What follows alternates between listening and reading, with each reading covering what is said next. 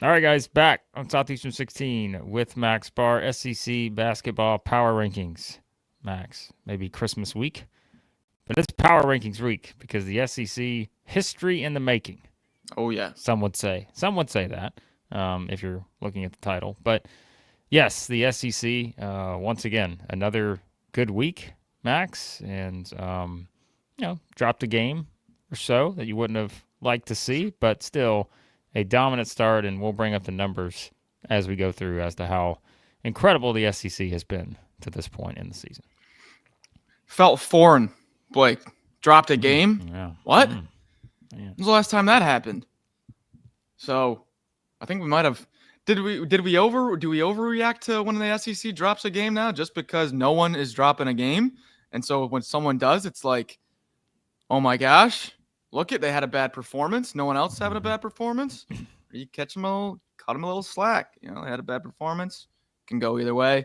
But Blake, the conference is currently rated, what did you say, the highest through 7 weeks at this point in the Ken Palm ratings for conference ratings. I mean, whatever way you want to slice it, Blake, history in the making is not an not an overreaction at all. This is quite literally one of the historic conferences we've seen. Well, and I pointed out the stat yesterday that after LSU beat New Orleans, every team but South Carolina now has 10 or more wins. Yeah. And South Carolina is going to play Presbyterian on December the 30th. And if South Carolina beats Presbyterian, every single SEC team will have 10 or more wins entering conference play. Never been done before. I don't even have to look at the stats. I can tell you, it's never been done before. So I just have never seen anything like this. So, so that's just something of note, right? So we'll see. South Carolina, no pressure, but you're going to need to beat Presbyterian to make that stat happen. All right, we're going to jump into it. We're going to try to give you our A game. It's a holiday week, but you guys are dedicated. You're jumping in. We're not going to have as many people as we usually do. I get it, right? Family, all that, I understand. But it's time for the SEC basketball power ranking. Sure to have everyone agree with them, I'm no doubt. But all right, 16, Max. 16. We finally have some movement. We've got some movement. 16. Oh, LSU. no. LSU. If some of you may know, if you've been keeping along every week, South Carolina's been locked in there at 16 for pretty much the whole year now. Not anymore. The Tigers, no Jalen Reed. They fall back. I'm not going to lie. They didn't have a bad week. Played Stetson in New Orleans. Not two of the best teams, but they took care of business. But what we've been saying in these power rankings, sometimes it's not about what you do. It's about what the teams around you have done and some of the big wins they've picked up. And I think LSU here is victim of that. Yeah, and we mentioned, it's going to be interesting with LSU the rest of the way, missing a key player and that kind of stuff. So we'll find out. Max, there is a chance for LSU to make up some ground. They play Mississippi Valley State on Sunday. So I'm sure we'll have the transitive property at work on that one. Open SEC play, home against Vanderbilt, at Missouri, at Ole Miss, and the grind continues from there. So, yeah, LSU's 7-2. I don't think they're a bad team. Look, we don't have to keep saying that. If you watch our stuff before, there's not a bad team, but it's just someone's going to be somewhere, and LSU drops this week, which of course means, Max, at number 15, we have someone else now. The Gamecocks moving up, soaring up the rankings, Blake. Marquee win. I'm trying to. Come on now. I'm trying. Bring the enthusiasm on a holiday week Monday. I get it. Hey, that Clemson win in overtime feels like it was 2 weeks ago. That was this past Tuesday. They pick up that marquee win. And then, hey, I'll tell you what. That win against Radford, it's not a bad team. If you follow Mid-Major Madness, they do their Mid-Major top 25. Radford's in the Mid-Major top 10 right now. They are not a bad Mid-Major if you're trying to look at an angle there. South Carolina, over the last 10 minutes of that game, it was 20-2. The last 10 minutes, it was 20-2. Just not a bad week at all. Probably the best week for South Carolina so far this year, Blake. Yeah, 6 straight wins now for the Gamecocks. I mean, we've come a long way from talking about the opening night loss, being 3-3, all that. They've won 6 straight, yeah, and they went over Clemson. 3 of those wins have included against ACC competition. Go figure. Clemson, Virginia Tech, Boston College. But yeah, and like we mentioned, Presbyterian on December the 30th. And then you want to talk about an interesting slate. Just think about, I'm going to give you, how about this? South Carolina's, really, I could give you their entire slate, but I'm going to give you their first home games in SEC play. All right, they start on the road at Mississippi State. Home game against Alabama is number one. Home game against Auburn. Home game against Florida. So, these are their first home games, right? Alabama, Auburn, Florida, Mississippi State, Texas A&M. First 5 home games in SEC play. My goodness, that place better be rocking in Columbia. So, Gamecocks moving on up under Father Lamont Paris. Up at number 14, they've been locked here for a few weeks now. Stuck at 14. The Commodores keep rattling off wins, just taking care of business. Now 11-1. Last year they only won 9 games. Remember now, they absolutely crush the Citadel, 105-53. Mercy rule on that one. Where's the white towel, guys? And then Austin Peay by 30. We talked about the backcourt a bunch. We love our Devin McLaughlin efficiency. Blake, Vandy just keeps on winning. Yeah, they just keep on winning. They keep staying right here in the rankings. It's just that's how it works right now. Again, their lone loss still to Drake, who remained unbeaten, beating Green Bay on Saturday. Drake's got an interesting one coming up this upcoming Sunday against Belmont. But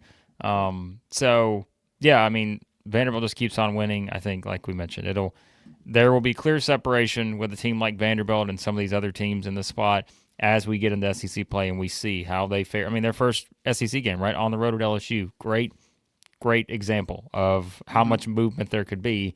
You win that game, then they get their first home game against Mississippi State. So, I really like what they're doing. Very entertaining to watch. We've said that many times. The Commodores at 14. Yeah, real quick, those first 3 SEC games, Blake, the spread will all be 5 or fewer. So, opportunity up for grab for the Doors here. Up at number 13, been stuck here for a while as well, and also keeps continuing to rack up some wins. The Longhorns had a bit of an easy past 2 weeks. Arkansas Pine Bluff 121-57. Holy smokes, talk about a mercy.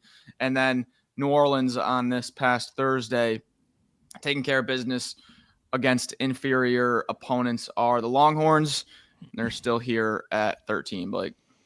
Well, before I give you my thoughts on the Longhorns, Max, let me tell you, I'm going to give you my thoughts on BetOnline because they are the world's most trusted betting platform and your number one source for online betting. I know that wasn't the smoothest segue there, but we got to hit our marks here in terms of the numbers. From the earliest odds to in-game live betting, BetOnline provides you with all the action, ability to watch the games as they happen, largest selection of odds on everything from football, the NBA, college basketball, NHL, UFC. It's all there.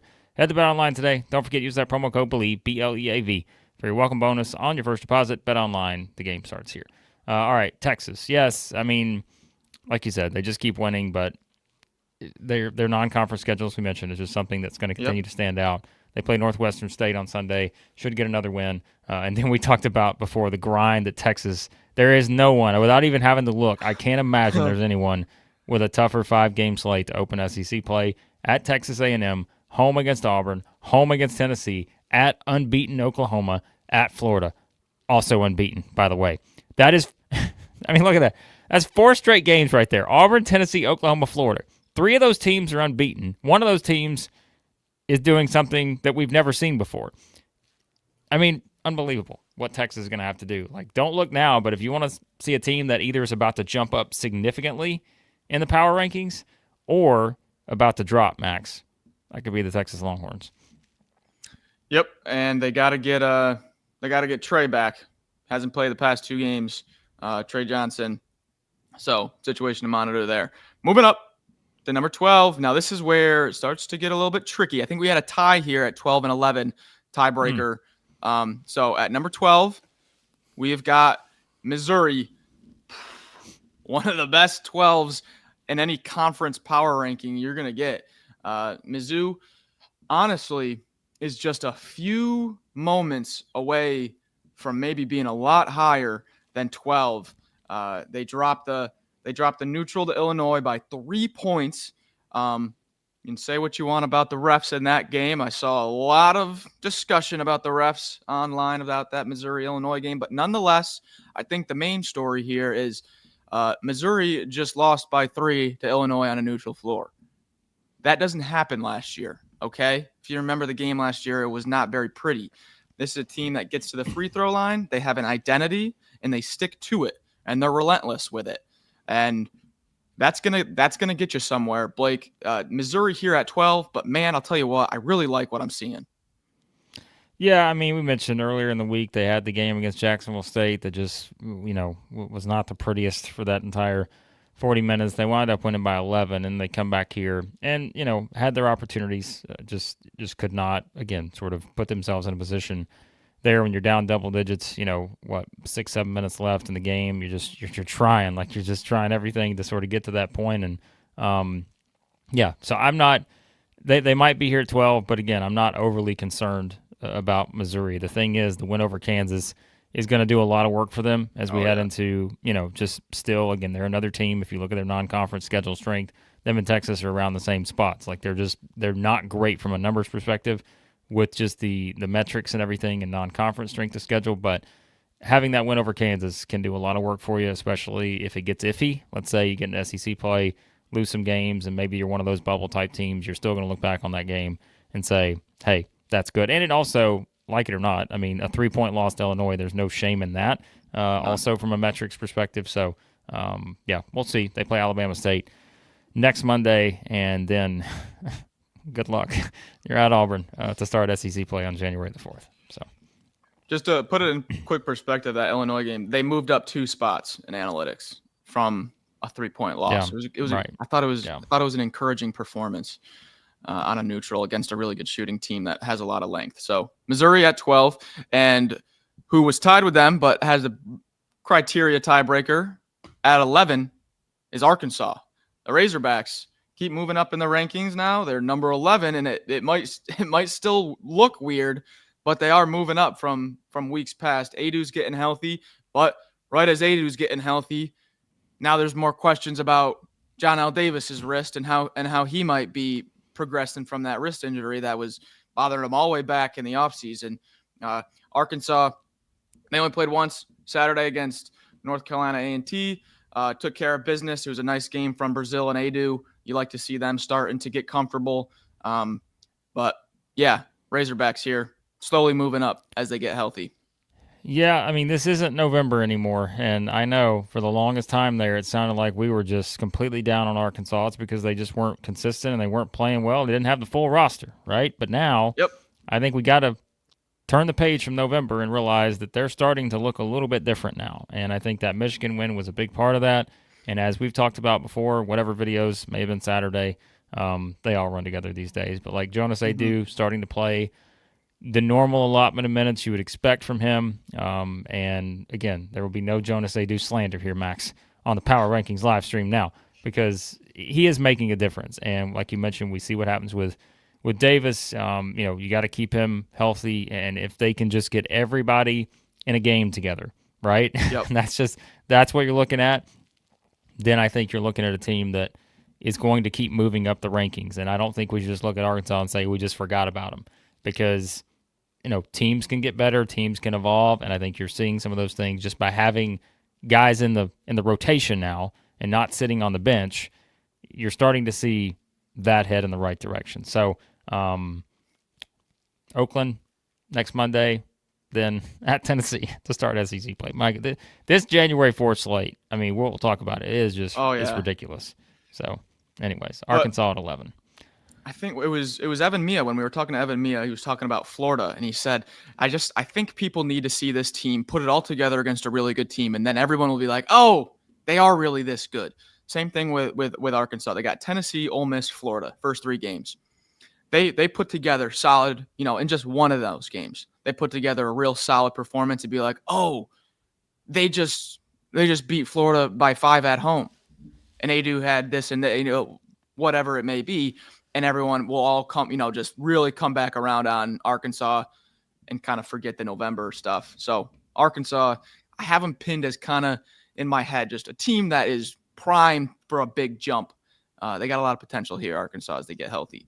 Up to Yeah, number 10. As unbiased Brim said earlier too. That's the thing is this is what I did the podcast with Greg Peterson yesterday, and you can find that on my Twitter. I'll retweet it. But like he asked me, he's like, "Who's the sleeper team?" I'm like, I know it's wild to think about because it's like all we want to talk about all offseason was Cal to Arkansas, but like we've kind of just sort of settled back on Arkansas now because of the way they started. But I think I would still put them in that conversation just because I feel like a lot of people just completely wrote them off after the first month of the season, but don't look now. If they get everybody back in the lineup, I think they're going to be tough in SEC play. So, anyways, moving on up.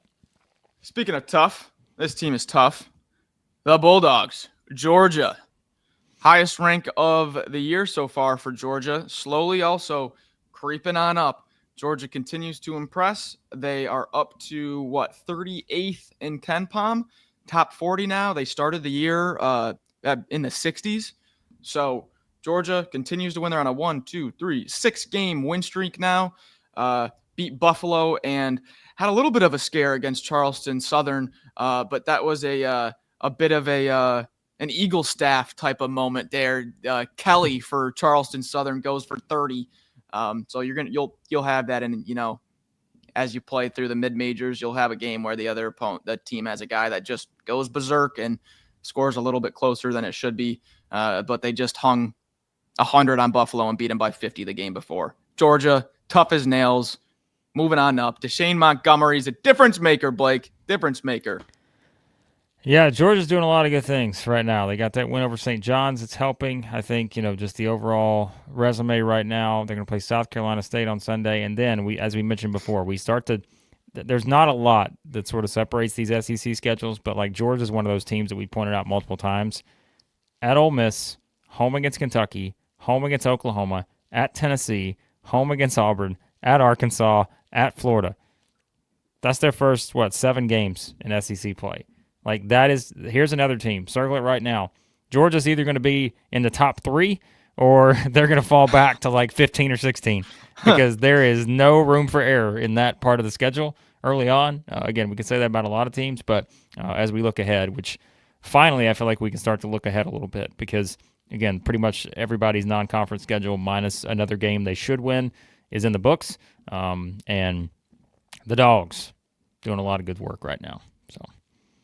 Really, really liking Georgia right now. Moving on up into the top 9 here. Number 9, we've got the Rebels. I believe this is a little bit of a fallback from last week for the Rebels, but I think it is one of those cases where teams around them just picked up some big-time wins. You didn't win it by enough points. That's what it comes down to, right? You didn't win by enough. You beat Southern by 13 and Queens by 18. Come on. Needed 45-point wins there. I mean, Ole Miss still a basket away against Purdue from being undefeated and arguably in the top 5 of the power rankings if that basket goes differently. The only thing, Ole Miss, they haven't played a top 240 team in 3 weeks now. So we're just kind of, it's been 3 weeks of Ole Miss taking care of business. Ole Miss taking care of business while other teams are picking up some big-time wins. Nothing against them. It's just kind of how the scheduling fell. Ole Miss, an amazing, amazing 9 seed here in the power rankings, Blake.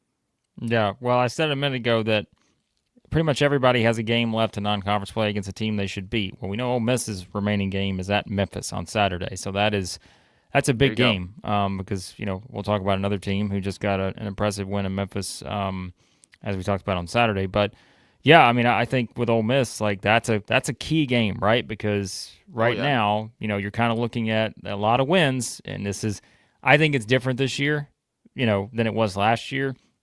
Because you remember, a lot of those wins last year were close wins, right? In non-conference play. Like they were just pulling some games out that were 2-3 points, something like that. But this year, the dominant win at Louisville, and those kind of things. So it would at least give you a lot more confidence if they're able to go win a road game like this at Memphis, who, as we've seen, has certainly had their ups and downs over the past, several weeks. And then, we talk about start to SEC play. They get 2 of their first 3 games at home. Georgia and LSU are those home games. They're at Arkansas, which is a very intriguing game. So, yeah, I mean, I think there's a lot of potential here for Ole Miss to keep jumping up these rankings a bit because they got the opportunities in front of them to do so. Yep. Ole Miss. Don't sleep on Sean Padula. Just going to say that almost every time we talk about Ole Miss now. Number 8. Man. Number 8. We have the Sooners. I am shocked. No, I'm not. I think we got it right in the grand scheme of things. I voted Oklahoma at 6 because I love me some Sooners. Oklahoma 12-0 now, get their biggest win of the year against Michigan. 12-0 in their 8th. 12-0. I picked them 6th. I don't know who didn't vote them 6th. I did. I mean, at some point, it's more than just you and I that voted this. Let's make that very clear, folks. Yep. More than just us. We're not. It's not just us in the composite rankings. They're more than us. So don't blame me or Max. If you go to my Twitter replies, I went to war with some people trying to back up the Sooners. At what point do we just accept this team is better than we thought they were going to be? We were wrong about Oklahoma in the preseason. We were wrong. The computers were wrong. Everyone was wrong, and that's okay. Now we have to be right about them. They're really good. They shoot threes like it's nobody's business. They got multiple guards. They got a center that offensive rebounds relentlessly, and they've got one of the best 4s in the league in Jalen Moore. I hate to pick on a team, but Kentucky was just 11 in Ken Pom. They lose one neutral game, bad performance. They dropped to 26th. Okay, so was Ken Pom embarrassingly wrong about Kentucky 2 days ago? This team, what I'm trying to say is this Oklahoma team right now is 37th in Ken Pom. I think that is absolutely comical. Sooners getting no respect. We're here to give you some. Well, and that's the thing is like, look at the wins they've picked up now, right? But come on. I mean, at the same time, like we're going to talk about these teams in front of them. Yep. And I mean, the thing is, like, if you look at it from just like the metric standpoint, the metrics still seem to love Texas, Ole Miss, and every other team we're about to talk about ahead of Oklahoma, right? But it's more than just that. And even Georgia's right there on the same sort of level. So I just think this is not a knock on Oklahoma. This is just the nature of what the teams in front of them are doing right now. And, hey, I mean, again, this is like enjoy these next 2 power rankings because after these next 2, you can there will be no debating in terms of like we will start to see the clear separation with these teams because it's going to happen. We say that every week. It's going to happen. And Oklahoma starts SEC play at Alabama, home against A&M. So that's their first week of games, and that will be a separator.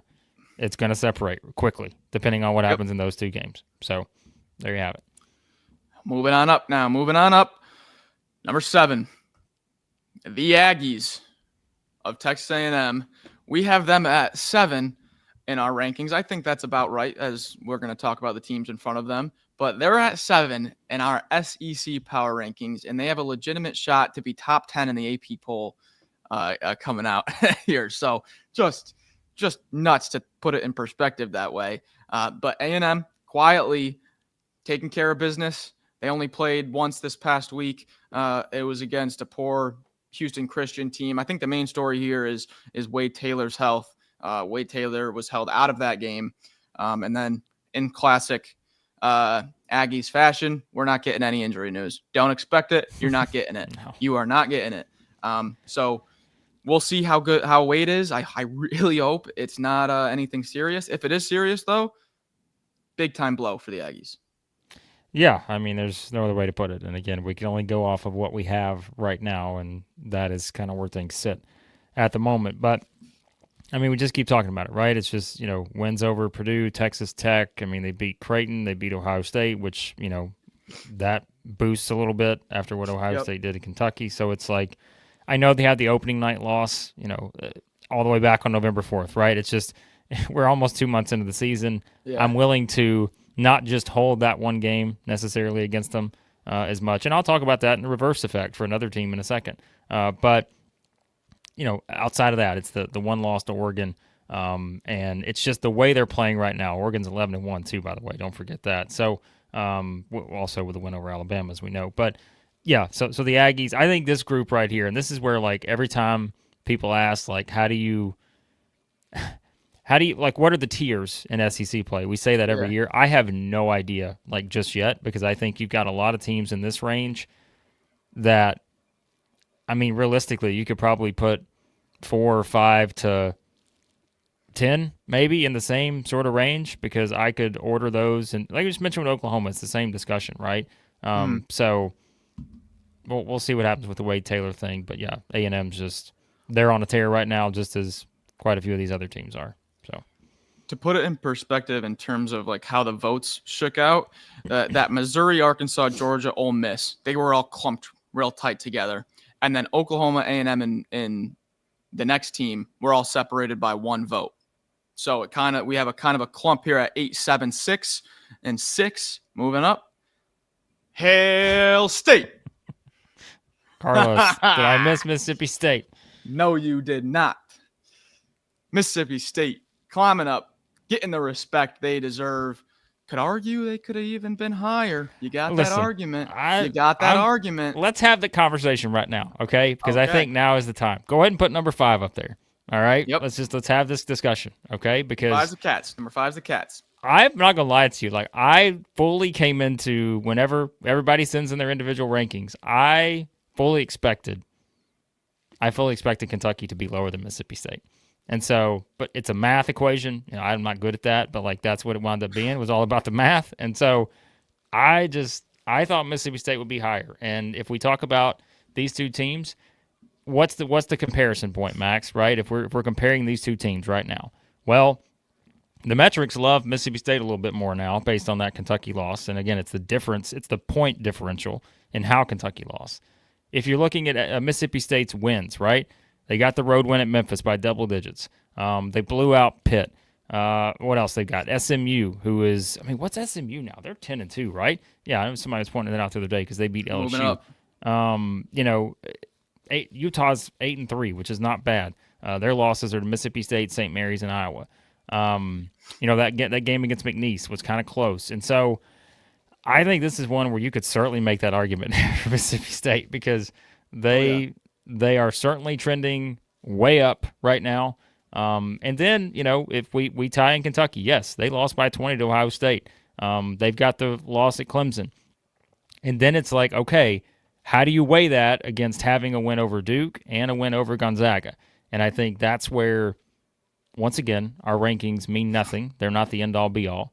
But that's it, Max. And I think that's what's going to be interesting. And like we said, we'll really start to know with these two teams especially. We mentioned Kentucky starts off at home against Florida, then goes to Georgia, and then guess where they go on January 11th?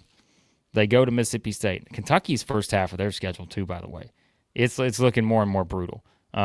Their first 5 games, home against Florida, at Georgia, at Mississippi State, home against A&M, home against Alabama. That's their first 5-game slate in SEC play. Mississippi State's home against South Carolina, at Vanderbilt, home against Kentucky, at Auburn, home against Ole Miss. So, yeah, this is an interesting one with these two right now, maybe. So yeah, I mean, definitely tough to separate. Either way, you're top 6 in the best league in possibly college basketball history. So that's right. You're still looking at two teams that.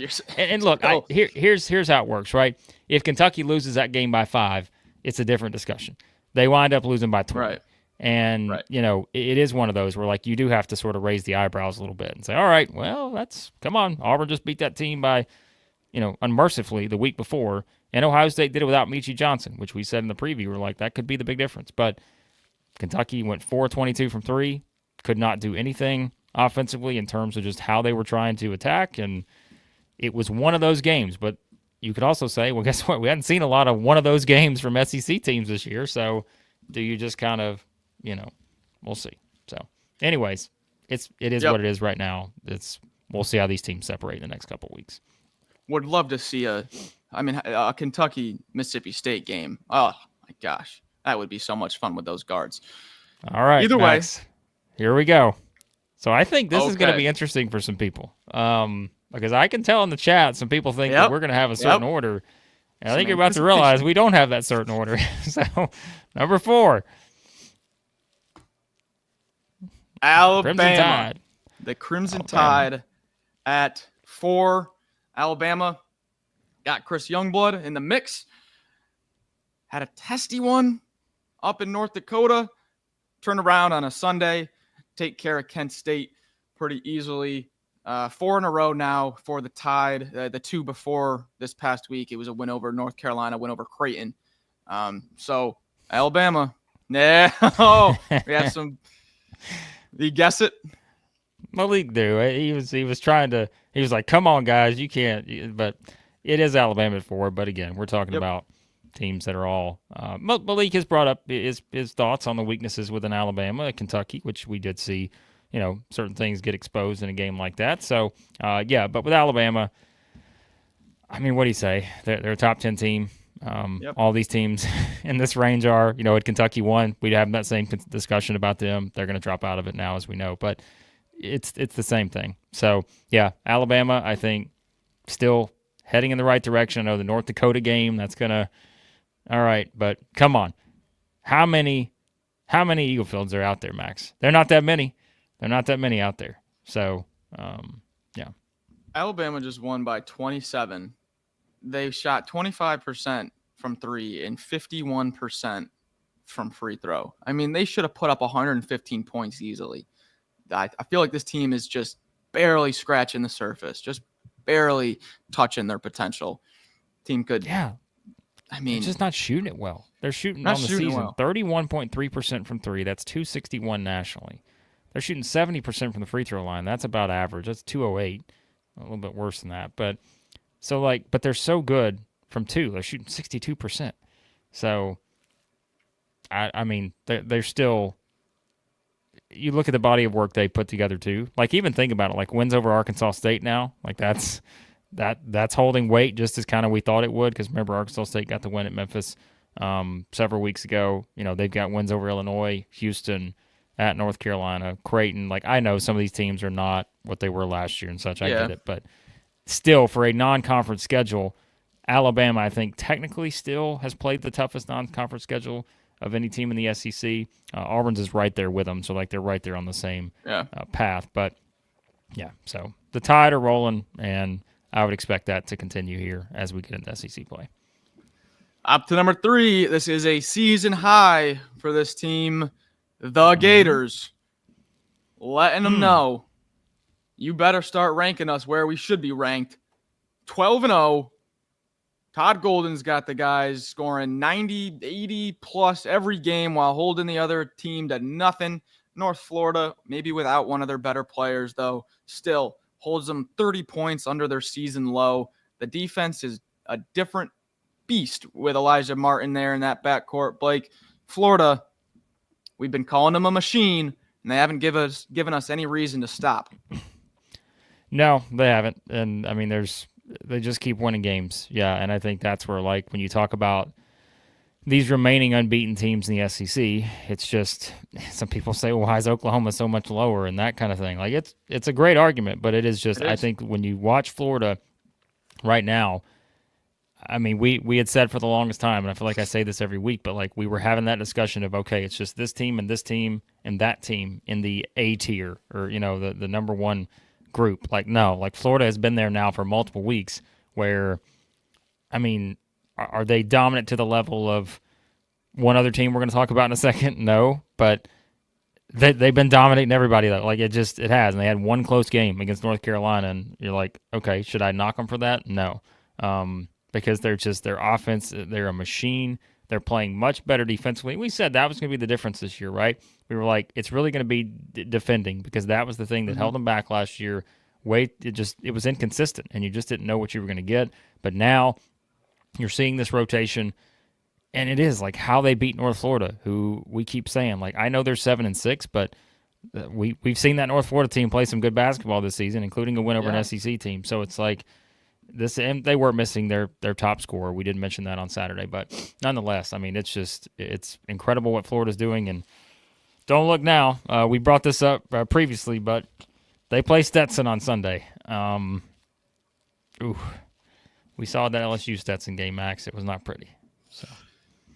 Nope, it was not. And just to put into perspective, are we ready to move up to number 2? Here we go.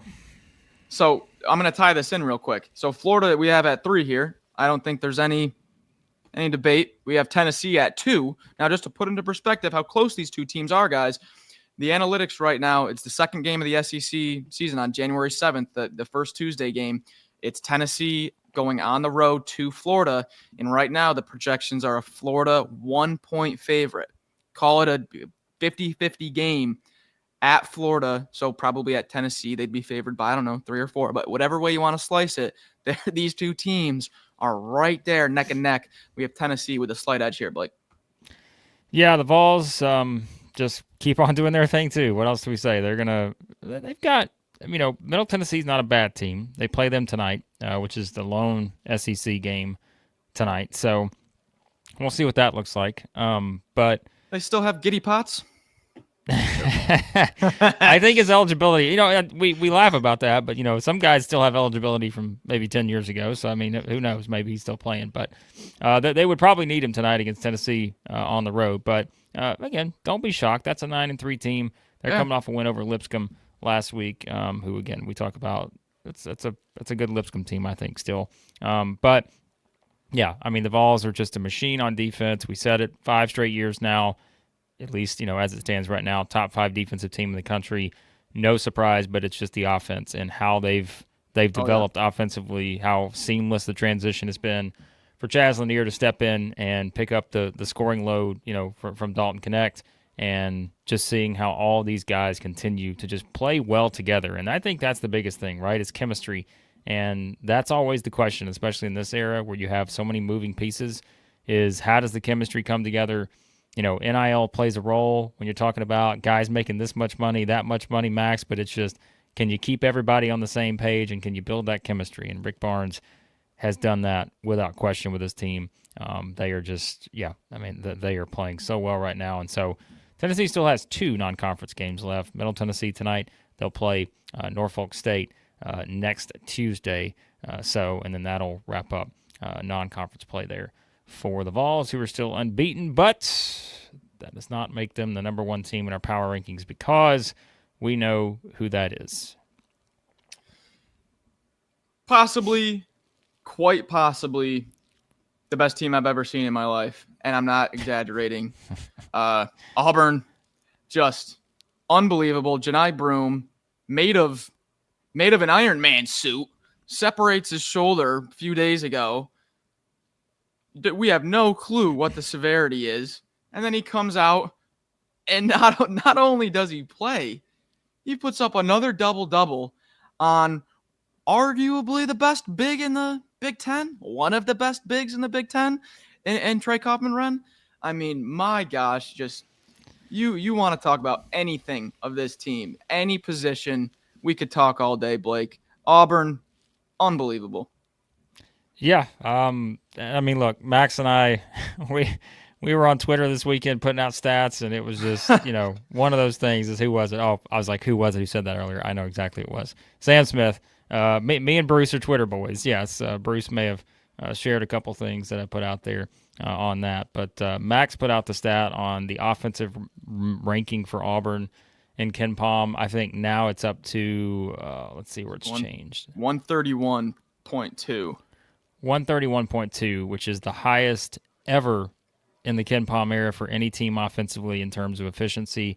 Still got a ways to go. We'll see where it winds up, but easily the highest ever to this point, so we know that now. But if we continue on with all the numbers, all right, I'm going to share the numbers of the tweet I put out that everybody kind of ran with. Auburn is 11-1 overall. They've done it against the top 10 strength of schedule. They are 6-1 in quad 1 games. All 7 of their quad 1 games have been away from home too, by the way. Like there's no baked in home court advantage or anything. Nope. All their quad 1 games have been away from home, and they're 6-1. Scoring margin of plus 84 in quad 1 games. Plus 84. Jeez. Scoring margin of plus 192 in non-quad 1 games, which that's only 5 games. Do the math. I think it's like a 38-point average margin of victory. They have 2 wins against the AP top 25. I think they have 2 wins against the AP top 5. I think they have 4 or 5 wins against the AP top 25. Top 5 scoring margin nationally. As we just mentioned, the 131.2 offensive rating is the highest in the Ken Palm era. And then their plus 36.4 net efficiency rating, so if you do the math, their net efficiency, it's the highest ever to this point in the season for any team in college basketball in the Ken Palm era. Those are just some of the stats that tell the story on Auburn. There are more. Trust me, there are more.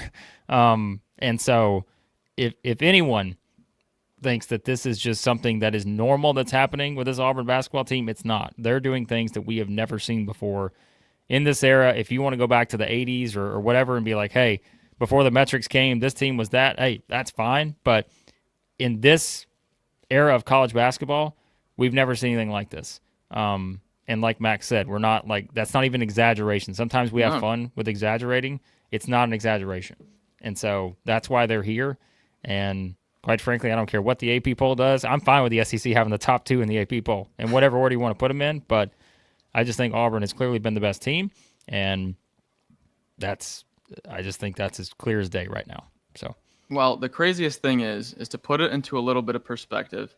The highest offensive rating ever since 97, I think it goes back to, Blake, 97 or 98.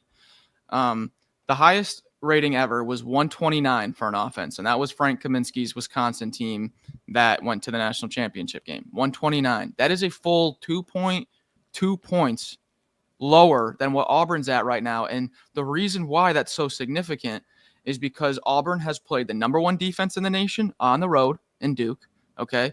They've played the number 3 defense on a neutral in Houston. And then they've played the number 14 defense in Iowa State on a neutral. I mean, you're going to play Tennessee. You're going to play Texas A&M, Florida.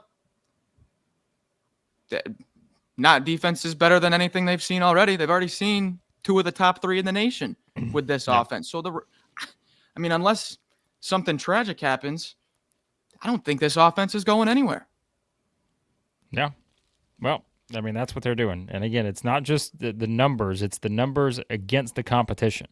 And I think you have to keep that in mind. Like, it's not just what they're doing from a numbers perspective. It's who they're doing it against. And I said, all those numbers come against the top 10 strength of schedule. And so they're not doing it against 12 teams who just played, who just started playing basketball 5 years ago, right? They're not doing it that way. Like, they're doing it against quality, top tier, top 30, quad 1 type teams. So, yeah, I think that's just, if you don't believe that, like, you're maybe just not watching. Like, I don't know what else to say. Yeah. Like, there's no other way to put it. So, what they're doing it's kind of remarkable right now. So, there you go. There was our power rankings for the week, Max. And now, as always, we'll turn over to you guys.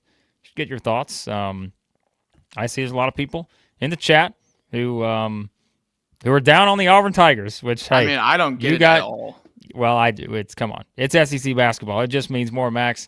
You got to be a fan of your favorite team, and you got to do what you can here. So, anyways, all right. So, what else we got? Let's go back to some of the chats here. Oh, we got to get to this one. Come on, are you kidding me? Oh, Mother Carol goodness. Dropping in with a $10 super chat before Christmas, handing out cash.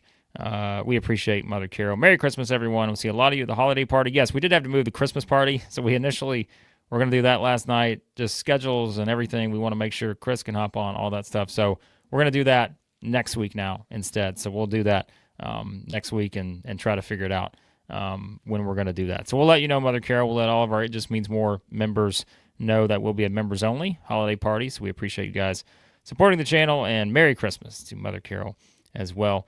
And let's see what else we need to get to here, Max. Let's see.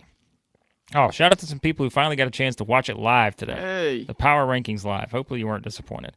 But yeah, got some people checking in with the live Power Rankings this week. Nice holiday show. Give your props to Max Barr. He's the one who decided, you know what, let's do this live. Why are we recording this? Let's do this thing live. Little did he know what this would be.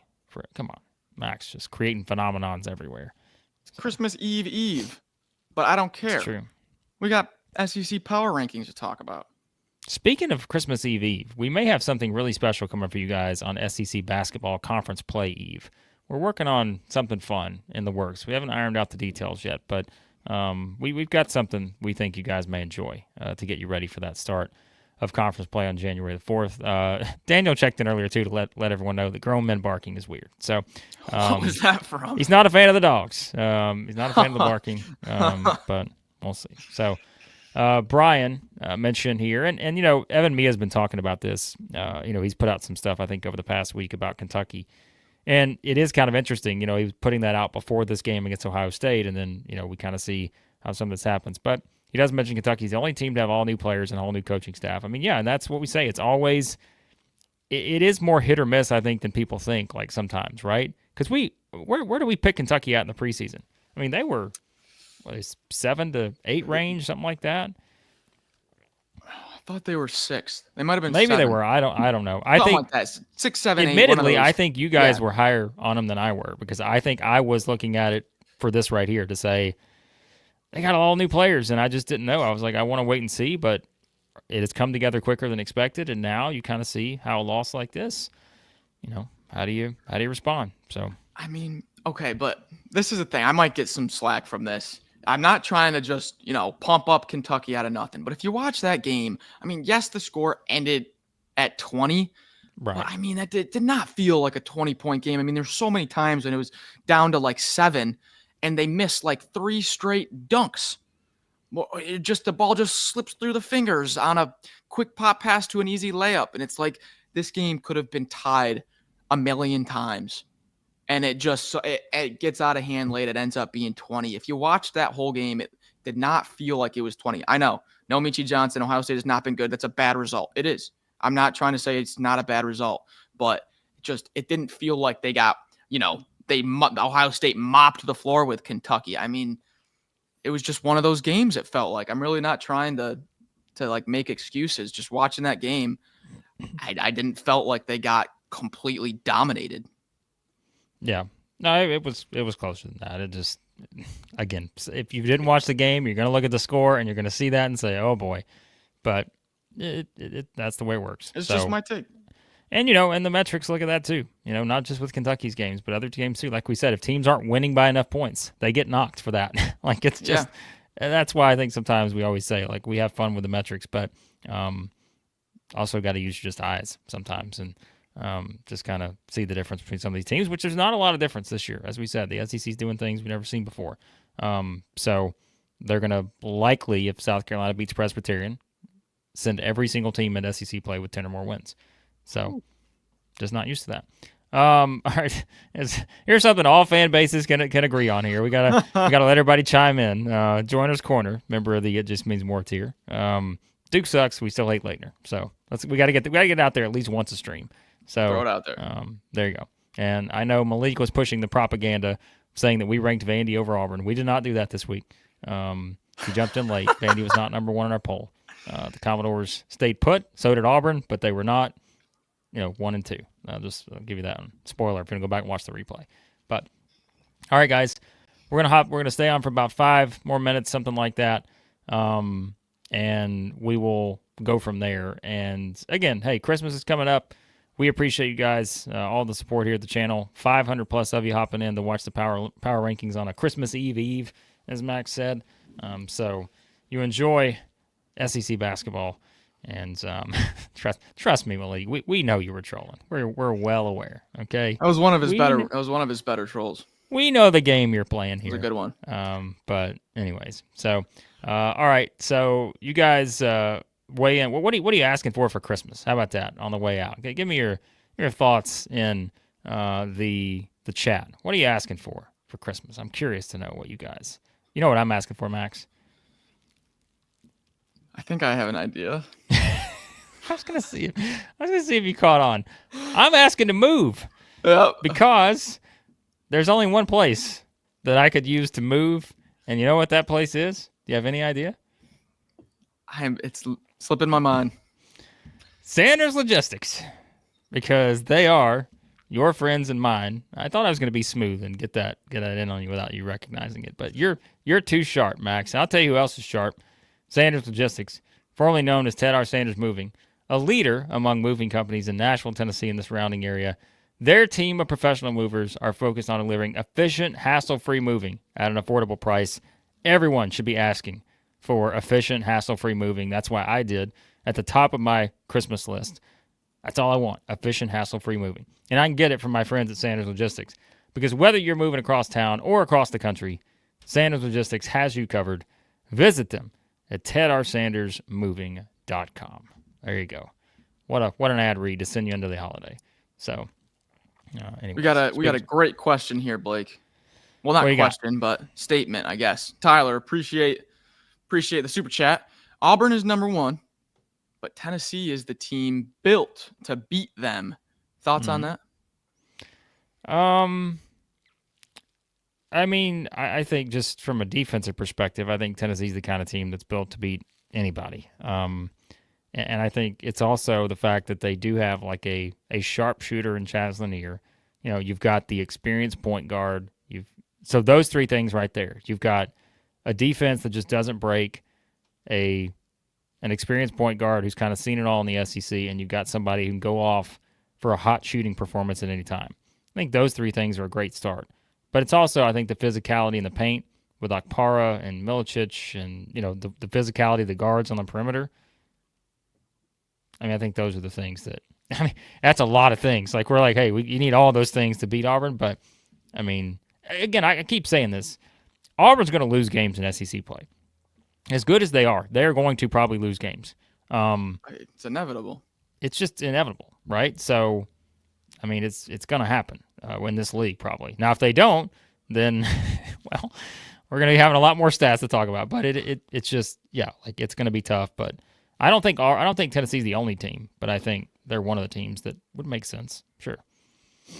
Yeah, just because that pressure from Ziegler and Meshack, I mean, it doesn't matter who it is. If it's Denver Jones, if it's Pettiford, if it's RJ Davis or whoever, it doesn't matter what team you're on. Tyrese Proctor, whatever guard you want to say, you put Ziegler and Meshack on them, they're in for a rough night. Doesn't matter. So, I don't disagree, but I mean, it's Auburn right now. I mean, look, as someone said too, I mean, that game this year is going to be played at Auburn, right? So that's January 25th. So, yeah. So, I mean, I wish we got the double on that one. Yeah. Well, they're going to get, yeah, it is a shame, as John mentioned here. Yeah, I wish we had that one twice for sure. So, anyways. All right. Well, we're going to hop off here, guys. And again, we appreciate your support of the channel. We always appreciate the super chats on your way out. Hit that like button. Hey, even if you don't agree with where your team's at, hit that like button.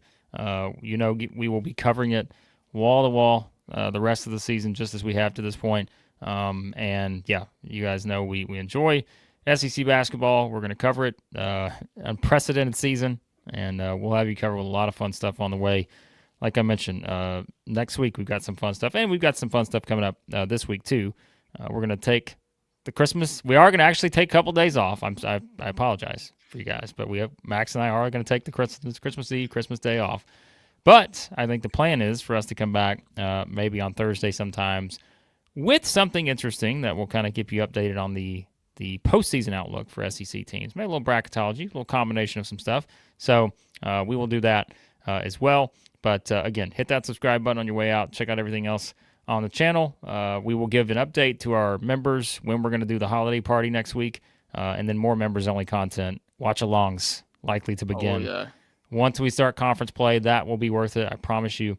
So check that out and join the It Just Means More tier, Southeastern 16, $3.99 a month. So, all right, guys, we appreciate you as always. Hope you all have a Merry Christmas, and we will talk to you again soon at Southeastern 16.